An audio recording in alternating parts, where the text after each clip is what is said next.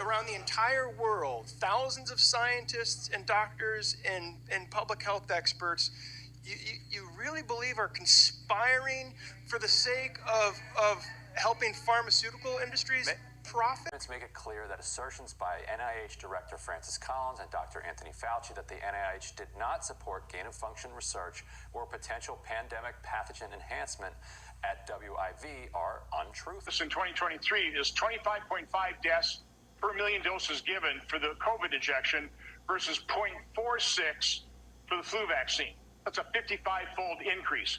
Today on VAERS worldwide, there's 39,000 deaths reported on VAERS worldwide associated with the COVID injection. 24% of those occur either on the day of vaccination or within 1 or 2 days. There's about 1.7 million adverse events reported, and a CDC commission study at Harvard, the Pilgrim study, showed that only about 1% of all adverse events are actually reported to VAERS. So again, we can go round and round on numbers, but I've been looking into this for years. I didn't need a sophisticated algorithm as we went from an average of about 290 deaths per year reported to VAERS associated with the vaccine up to 2020. 2021, there's 21,000. They had to hire additional people to process the backlog of VAERS reports. And yet now we know Peter Marks, he was shown that their analysis was going to hide safety signals. He was shown the safety signals, and he didn't alert the American people. The American people had a right to know, to make an informed decision whether or not they want to subject themselves or their children to that experimental gene therapy. That's what it is. It's not a true vaccine.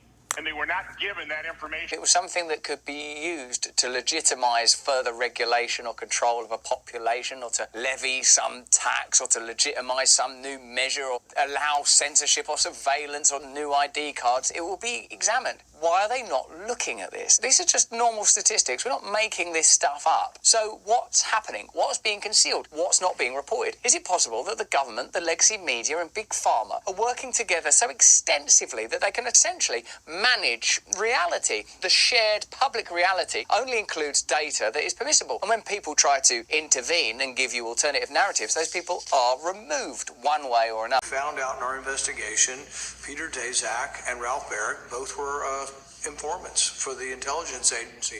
They get paid to do this, and they were both commissioned to give their opinion on where they think the virus came from. Well, these two guys were the long-standing collaborators with Dr. Shi in Wuhan. They had worked on the gain-of-function experiments that may have led to COVID, and we're asking them their opinion. So once again, it's the conspiracy. No one had to tell them to lie. No one had to tell them to cover up. They covered up to cover their own ass, basically. They were involved with this research. If the research led to the pandemic, they share responsibility. So what is their conclusion going to be? Came from nature. You know, goes back to that whole spring of 2020. There's a letter to Lancet, and this is where you really see the culpability of these people. Ralph Baric and Peter Daszak organized the letter, and the letter's to say, these people are nuts. They're conspiracy theorists who say it came from a lab. But in the email exchanges back and forth, we have Ralph Baric, the coronavirus scientist from UNC, who's been working with them in Wuhan. We have him saying, hey, or Peter Daszak says to him, Ralph, maybe you shouldn't put your name on here. We really need the appearance of independence with this letter. But that is the circle of government scientists that are basically hired by the government that are giving us back information, but they have a conflict of interest. We also have other scientists, the ones who wrote the Proximal Origins article that Fauci commissioned and edited. At least one of them got a $9 million grant.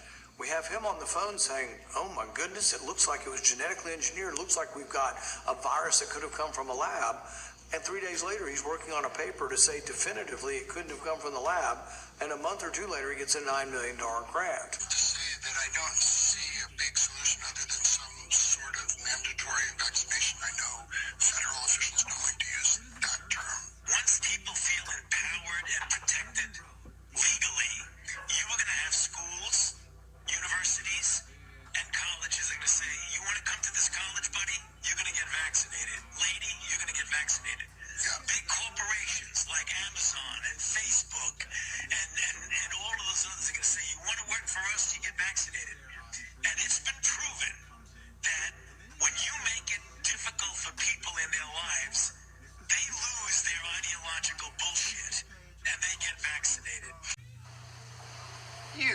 dick. Collapsing on the tennis court. Suddenly collapsing. The player collapsed and died. After collapsing. He collapsed. He collapsed. He collapsed. Seems that there's a second player who's collapsed. This is unusual. Never seen anything like this. Yes. Yeah, what's going on? Sharp rise in unexplained deaths during the pandemic. The number of deaths with unknown causes has gone up over the last 3 years.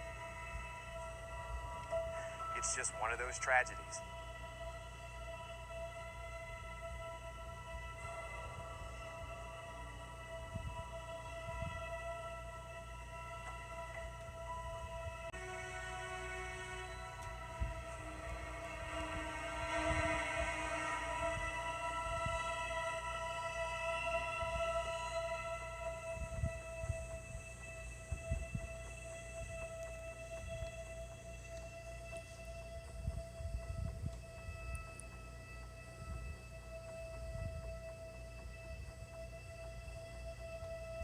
Is deadly, but don't be afraid of it. It can only kill people who are vulnerable and also those who are not vulnerable. We should stay locked down until the virus stops infecting people, and it will only stop infecting people if enough of us get infected that we build immunity. So it is very important that we get infected and also do not get infected.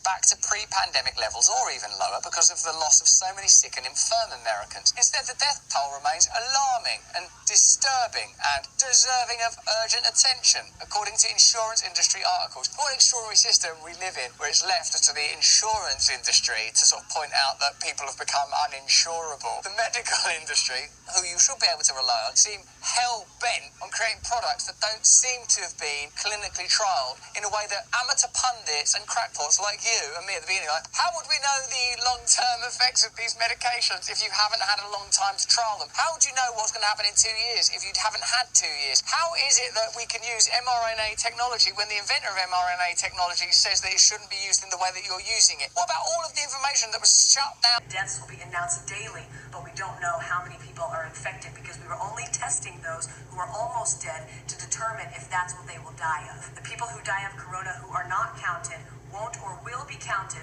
but maybe not. The blood clots occur after the infection with the virus and the vaccine because the spike protein causes blood clots. It's without any controversy in medicine, the spike protein causes blood clots. So it is reckless and foolhardy to continue to vaccinate people and load the body with spike protein and cause more blood clots. Until an infectious disease crisis is very real, present, and at the emergency threshold, that is often largely ignored. To sustain the funding base beyond the crisis, he said, we need to increase the public understanding for the need for medical countermeasures such as a pan-influenza or pan-coronavirus vaccine. A key driver is the media, and the economics will follow the hype. We need to use that hype to our advantage to get to the real issues. Investors will respond if they see profit at the end of the process. Sounds like public health? Sounds like the best of humanity? No, ladies and gentlemen, this was premeditated domestic terrorism stated at the proceedings of the National Academy of Sciences in 2015, published in front of them. This is an act of biological and chemical warfare perpetrated on the human race, and it was admitted to in writing that this was a financial heist and a financial fraud. Investors will follow if they see profit at the end of the process. Let me conclude by making 5 very brief recommendations. The last slide. Nature was hijacked. This whole story started in 1965 when we decided to hijack a natural model and decide to start manipulating it. Science was hijacked when the only questions that could be asked were questions authorized under the patent protection of the CDC, the FDA, the NIH, and their equivalent organizations around the world. We didn't have independent science. We had hijacked science. And unfortunately, there was no moral oversight in violation of all of the codes that we stand for. There was no independent, financially disinterested, independent review board ever impaneled around coronavirus, not once. Not once. Not since 1965. We should stay locked down until the virus stops infecting people. And it will only stop infecting people if enough of us get infected that we build immunity. So it is very important that we get infected and also do not get infected. I'm dead.